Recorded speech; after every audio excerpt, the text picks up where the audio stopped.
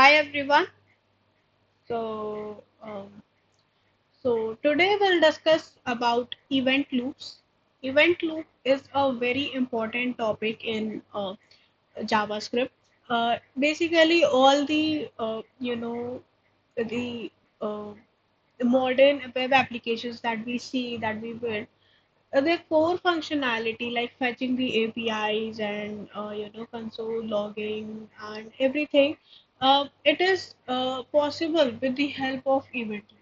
Like if you have heard about async await thing, which is pretty common in JavaScript, it is possible because of event loops. So today we'll talk about event loops in this video, and event loops are very important topic with respect to interviews perspective also. Like like you may not be asked any question, but event loop would be asked, like if it is a good level interview. So mastering this topic is really important for ourselves. Also, if I understand this thing, it would help us in first of all understanding the core working and functionality of JavaScript. Also, when we will build like uh, apps with really modern tech stacks such as React, Next.js, what is at the core? It's TypeScript or JavaScript. If we do not understand these basic fundamentals, then it is no use. Like you even if you build something with Rust or something, it is no use if the basics are not there. So today we'll try to understand all these basics only, and we will study about event loop. Okay. So first of all, let me ask you, what is JavaScript?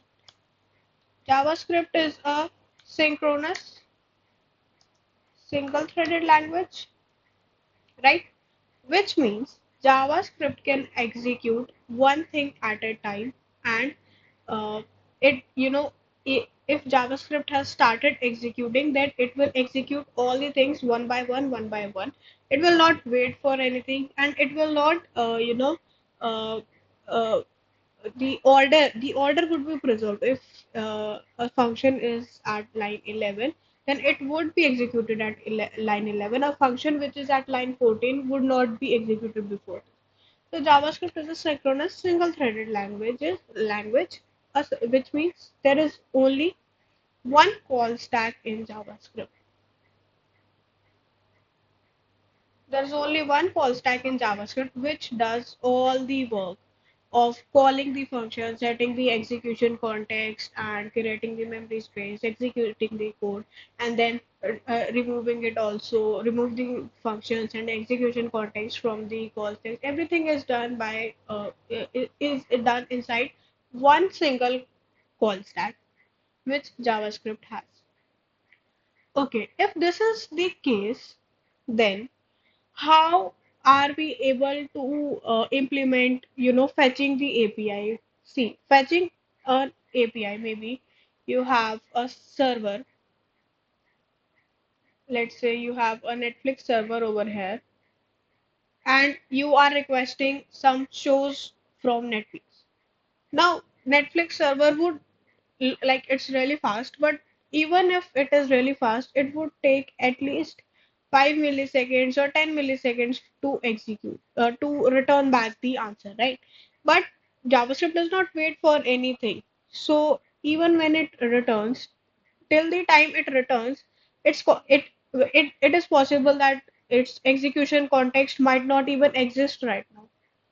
So if that's the case, then how are we rendering that data on our website, and how are we showing the movies and shows to the people?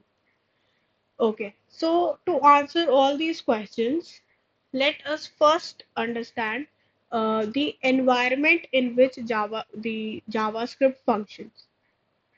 See, this is our browser.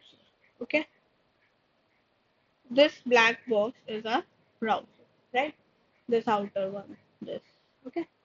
So this is the environment in which our all of our websites are, running or deployed, and then we can access them through the API and DNS and all that stuff.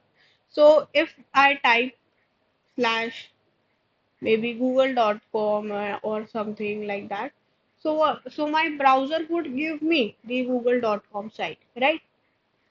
And in that I can click a button, I can search a new video and do anything like that. Okay, so how am I able to do all of that?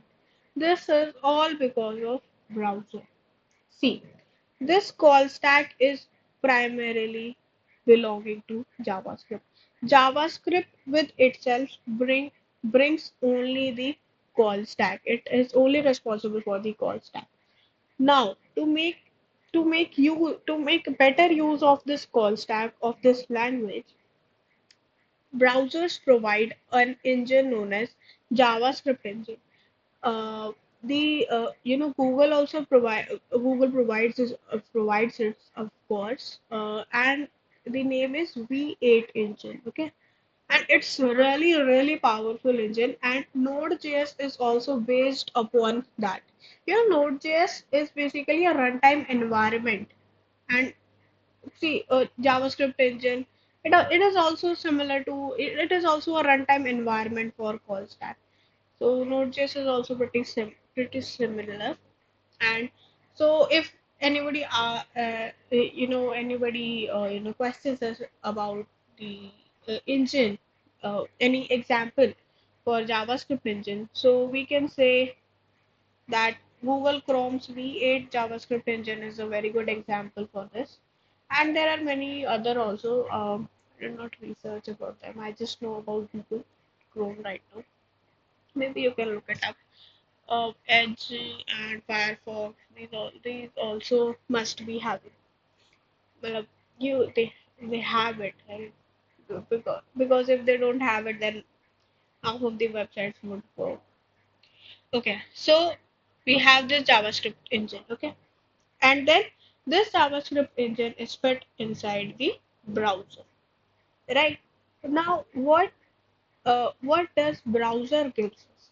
See, browser is a great thing. Like, it gives us so many functionalities, and so many things today are possible because of this invention in computer science and uh, humankind in general. So see, browser gives us access to these web APIs. Web APIs. API is a application programming interface. It basically, for now, you can say like a communication interface kind of thing. Okay.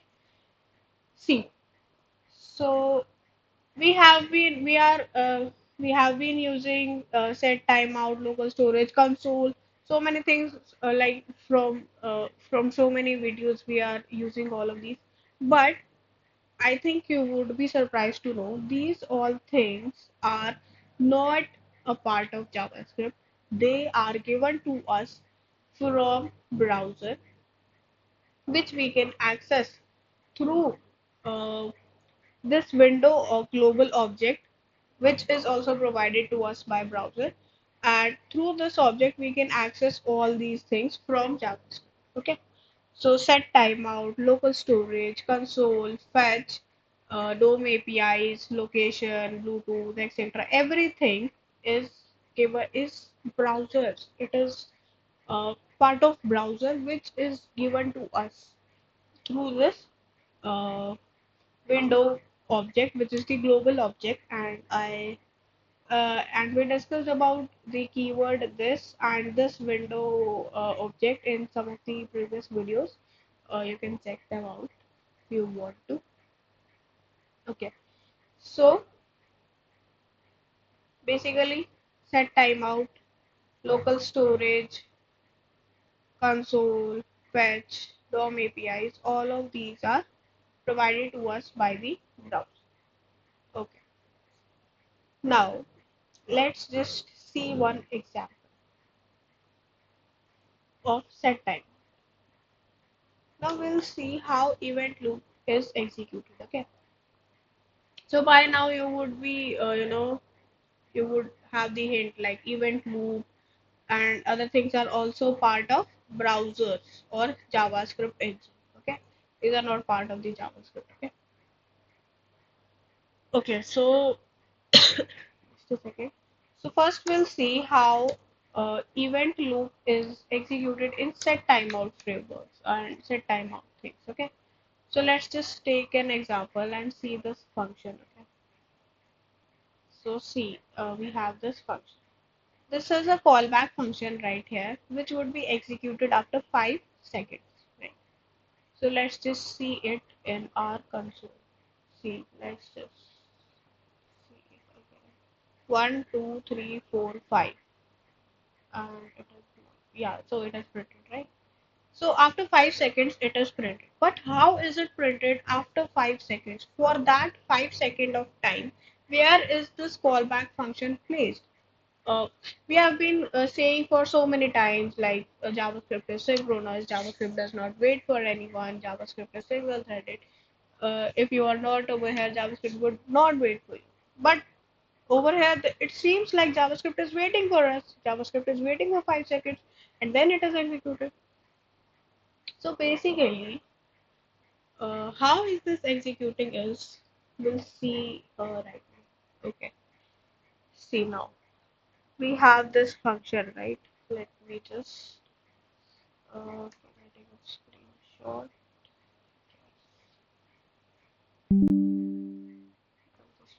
Okay, so we have this function, right? So we know every time a function is going to execute, a global execution context is set. Okay, so a global execution context is set over here. So this global execution context begins. It sees over here, nothing over here. It sees a set timeout function, which is a callback function. Since it is a callback function, it does not have to be executed right now. So where does this go right now? Does it not go in the execution context or the call stack right now? See, if it is, see, this is the call stack, right? Let me just call. See, this is the call stack right now. Okay. See, if set timeout went into the call stack right now, that means it has to get executed. Everything, anything, and everything that comes into the call stack will get executed. And JavaScript does not care if it is timeout or fetch or whatever it is. So if it has come into the call stack, it will get executed. But this would violate our condition. We want after 5 seconds it should get executed. So what happens exactly is, see over here we have the browser. Let me just BW. Okay, this is the browser. Over here we have the call stack. Now whenever JavaScript sees, oh, a set timeout is over here, then in the web API section, let me just change the color. So in the web API section, just a second. So this is web API section. Okay. So in the web API section, what it would do, it would just put set timeout over here for the time being. Till when, till what time period would it keep the set timeout in the web API section? Till this time does not get expired. Okay.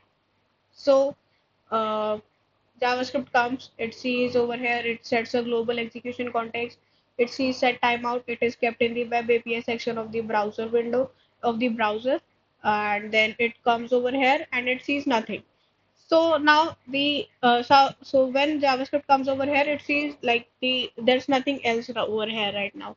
Okay, so it would remove the global execution context because everything is executed according to JavaScript right now.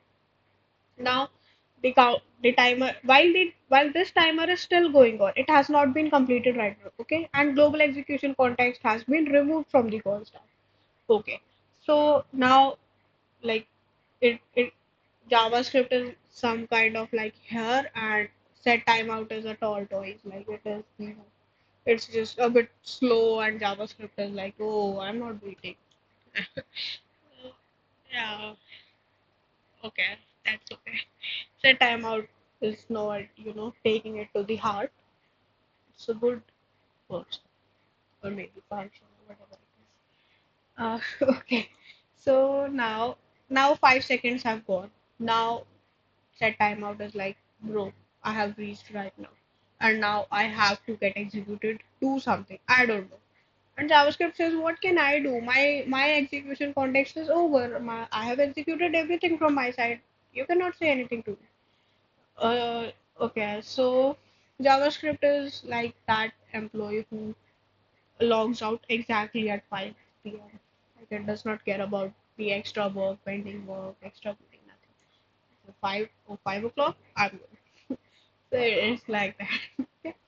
So now set timeout is like, bro, what do I do? Now I have to get executed. I was told to get executed after 5 seconds, but JavaScript is now not letting me into the call stack. How do I go into the call stack? See, the challenge is just to reach the call stack. Once it has reached call stack, then it's JavaScript's headache to execute it.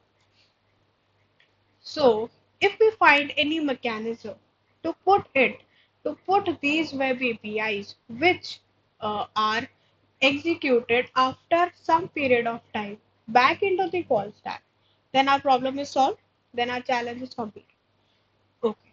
So, what happens is when the time when the timer is expired and now it is ready to get executed, it is pushed into a thing called a callback queue.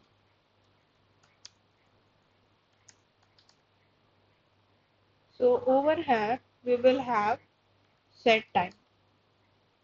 See, if we had the call stack, global execution context was set, it executed, set timeout was sent into the web API section, and then the global execution context was removed because nothing else was left to execute. Then the timer was running after in the web API section where set timeout was kept. After 5 seconds, set timeout says now I'm ready to execute. Now to execute it, we need to send it to the call stack somehow. Now to do that thing, we will first push it to a callback queue. A callback queue basically, it is a queue which keeps tracks of all the web API things such as set timeout or any fetch set timeouts or uh, like for example set timeouts or any callback functions which would be executed after some point of time, and it keeps all those things ready in the which are in the ready state. Okay, so maybe if I had two set times out over here and one was after 5 seconds and one was after 10 seconds, so first set timeout of 5 seconds would be over here, and then another set timeout of uh, 10 seconds would be over here, which would be pushed when their timers would be, complete. Okay, so fallback queue keeps all the things which are ready to get executed. And who keeps them when they are in the process of getting executed? Like they are not ready to get executed, but they would be. So web API keeps them. Okay.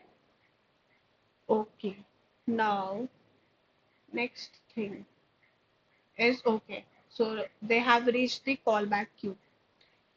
Now from callback queue, they need to reach the call stack over here. Now who would uh, take them to the call stack?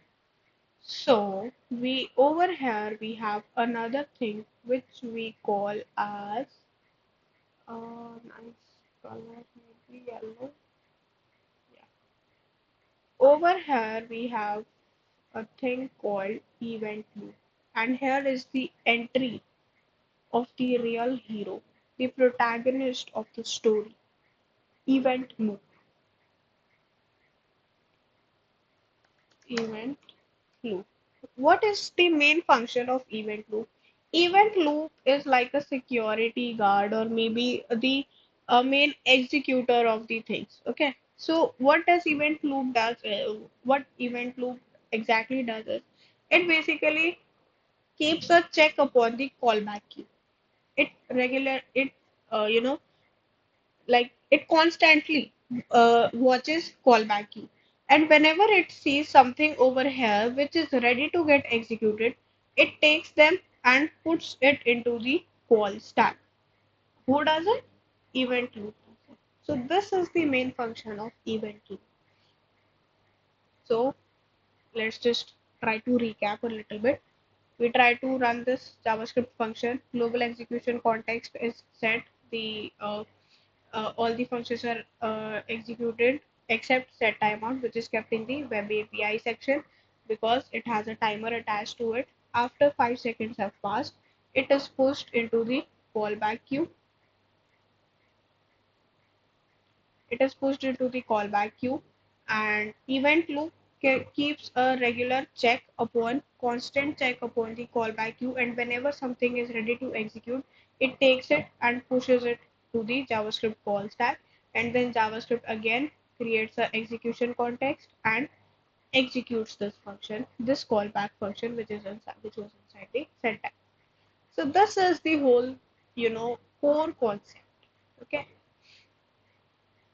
So this was event event loop with the help of set timer.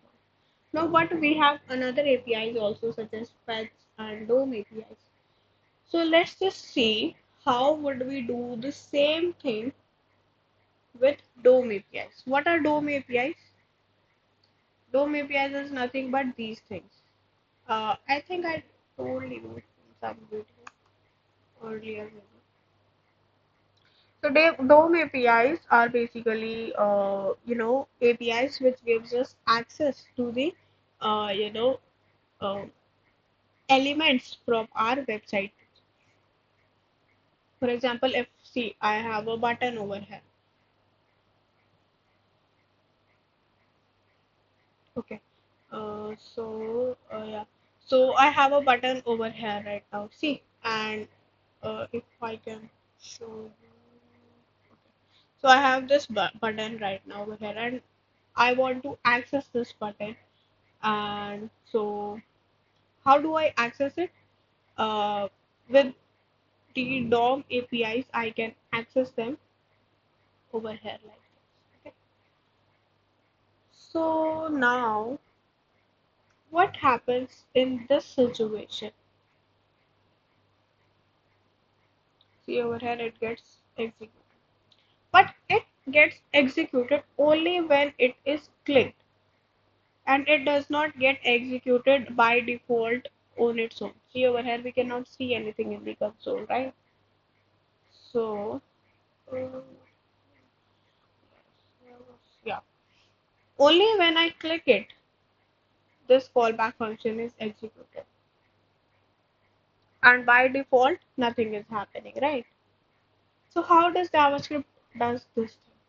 See, if you can if you can try to relate, this thing also involves putting the function, the callback function, which is this function, into the call stack. Like in in the set timeout, we had a fixed time. Like after 5 seconds, put that function into the call stack. Over here, when we have to put that function in the call stack, only when it is clicked. So if you can try to connect the dots, over here also event loop comes into the picture. So now instead of set timeout, it would be a DOM API. One thing would be changed is this timer would not be there. It is resting in the DOM API. Like it is resting forever in the hope that one day somebody would come and click me. And then I will also go into the callback queue, and then event loop would see me and then put me in the call stack. But all this would happen only when somebody would click this button. So there is no timer attached to it. So it is also just the same execution. uh, JavaScript scans through the document, through the code, and puts it into the web API. And when somebody clicks the button, this DOM API is transferred to callback queue, and then from callback queue, event loop takes it and pushes it to the call stack. right? And then it gets executed from there. Okay, so this was with the help of DOM. Now we have something called fetch, and fetch is really important if we have to communicate with our backend server or any third party application. We frequently need fetch, and there's also an alternative to fetch, which is Axios. But fetch is, native. Like to use Axios, we need to have a package manager and we need to install it, like npm install Axios or something like that. But fetch can be used directly because it is natively provided. It is an it is a type of API which is natively provided by JavaScript. So initially, I was trying to use a real, HTTPS URL, but it was giving me a course error. So I thought, why take so much headache? So I just created a dummy data, and I'm just calling this data. Okay. So what would fetch do? Fetch would go in this JSON object, which is this in my file. It would, so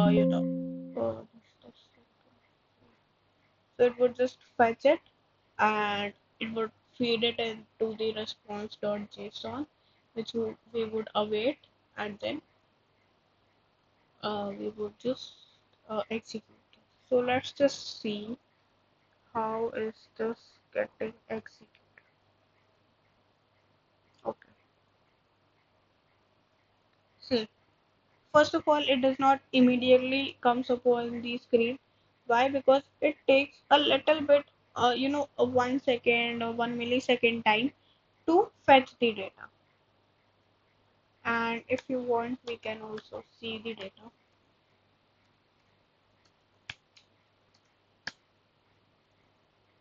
See, see it first of all. See, it is not getting immediately. See, it's empty right now, and now it has stopped right now. See, and now it has executed. Okay. So, is fetch API, the execution of fetch API, same as the uh, DOM API or set timeout API? Is it just the same thing? So no, it is a bit different. So what is different in this? See, whenever okay, let me just get this thing.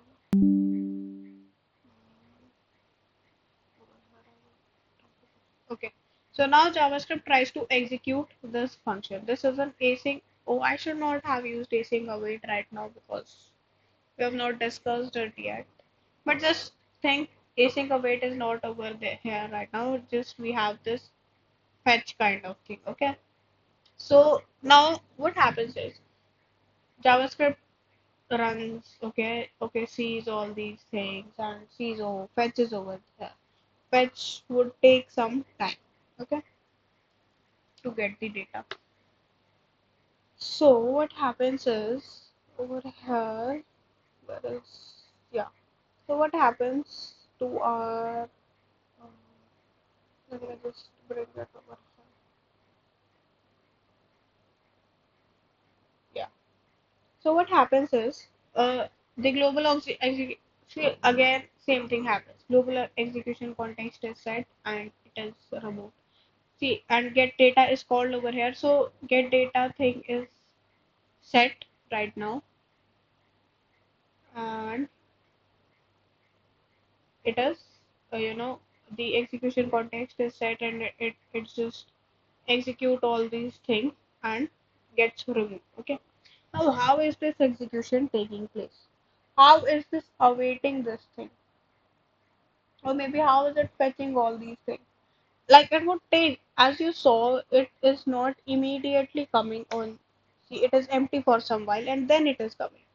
So while it is empty, well, what is JavaScript doing at that time? Should it just remove all the context and just clear out all the call stack? Yes, it is doing that thing only. And after the API has fetched the data, then it is again going through the event loop thing and then getting pushed back to the call stack. So if it is the same thing, then why are we starting it again?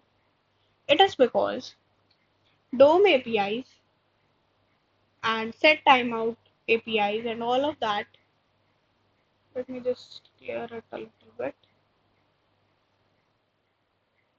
Like DOM APIs and set timeout APIs, they are put inside the callback queue, but uh, the fetch API is put inside another queue, which is known as micro task queue. Okay,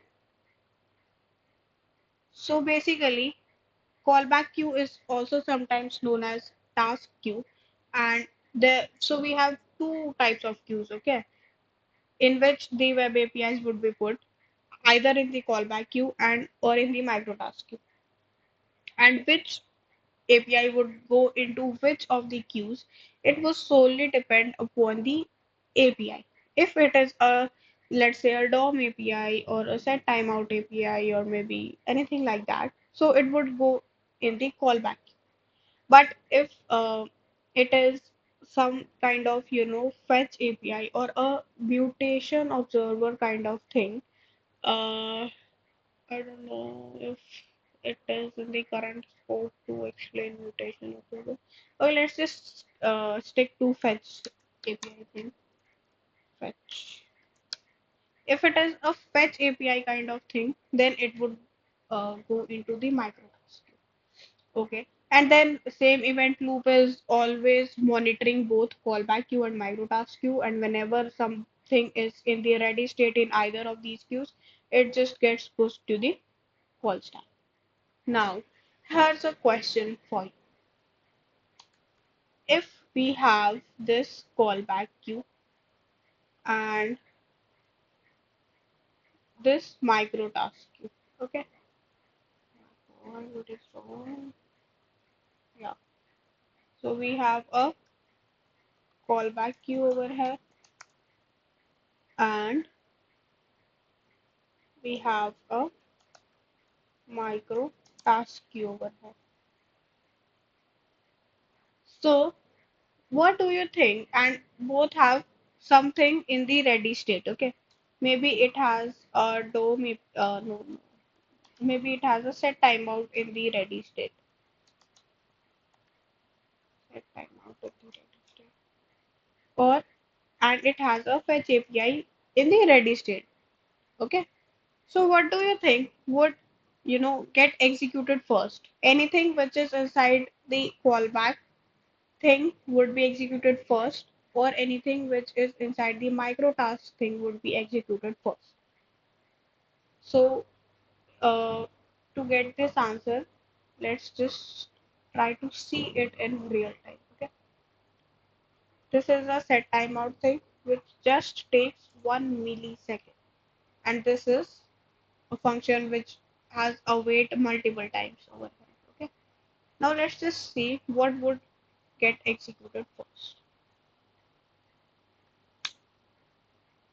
Uh,